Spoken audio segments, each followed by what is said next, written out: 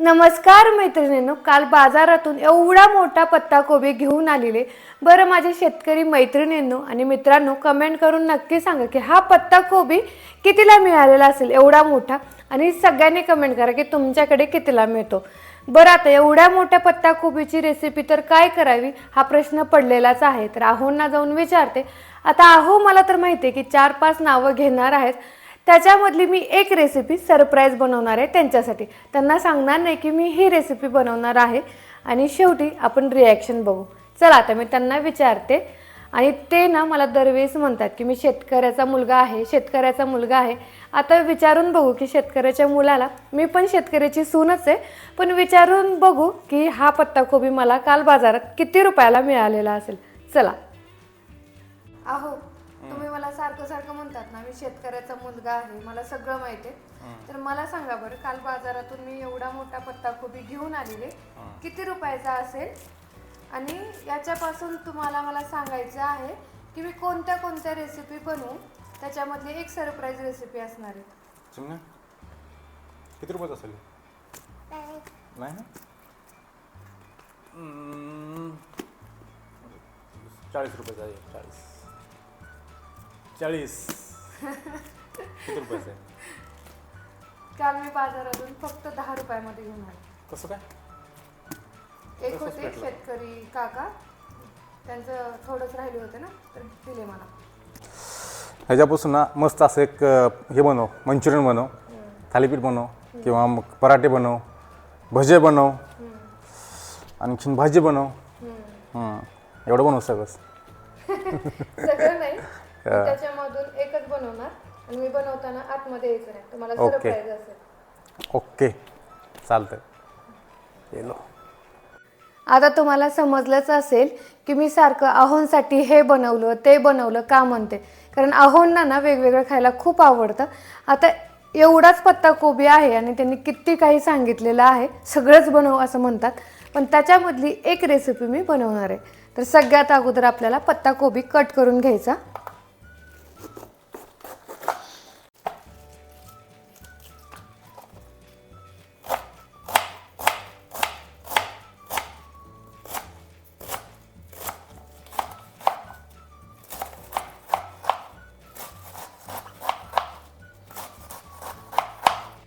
तर इथे ना एकदम बारीक चिरून घ्यायचे, त्याच्यासाठी इथे मी कटरचा वापर करत आहे।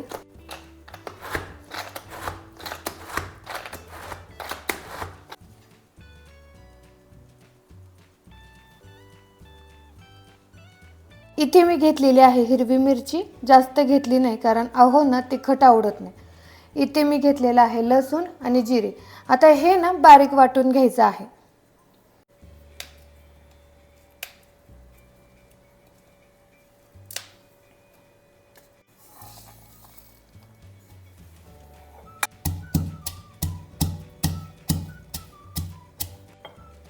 जे वाटण केलेलं वाटण आहे याच्यामध्ये टाकून घेऊ। इथे ना मीडियम साईजचा कांदा एकदम बारीक कट करून घ्यायचा आहे।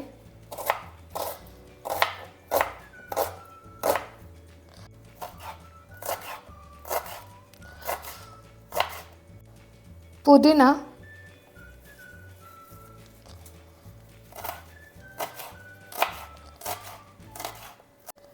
हे सगळं टाकून घेऊ।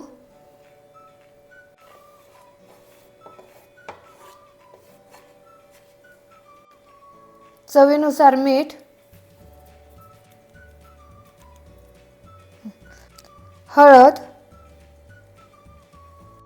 2 वाटी गव्हाचं पीठ, थोडं थोडं पाणी टाकून मळून घ्यायचं।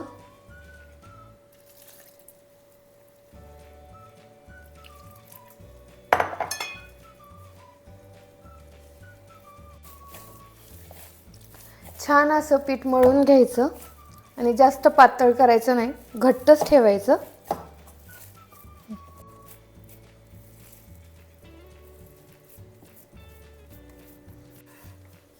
इथे ना आता पराठा लाटून घ्यायचा।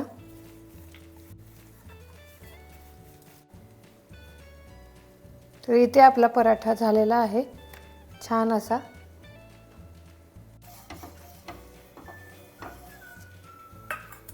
बघायला.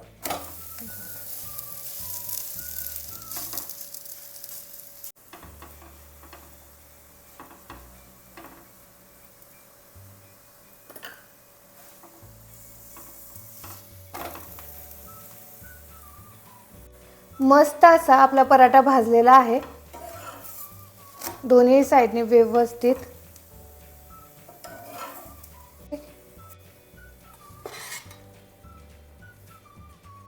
मंडळी, मस्त असा मी पराठा तयार केलेला आहे. गरम गरम मस्त आहे.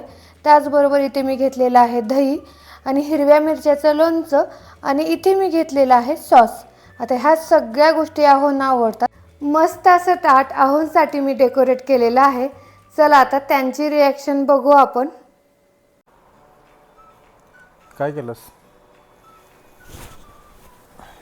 टेस्ट करून सांगा. पराठे. वाव.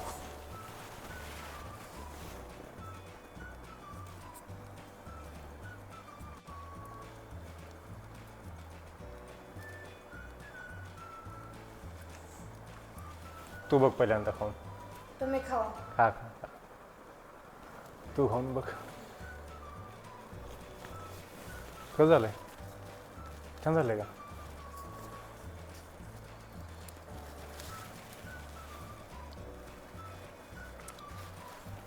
सुपर. छान झालंय.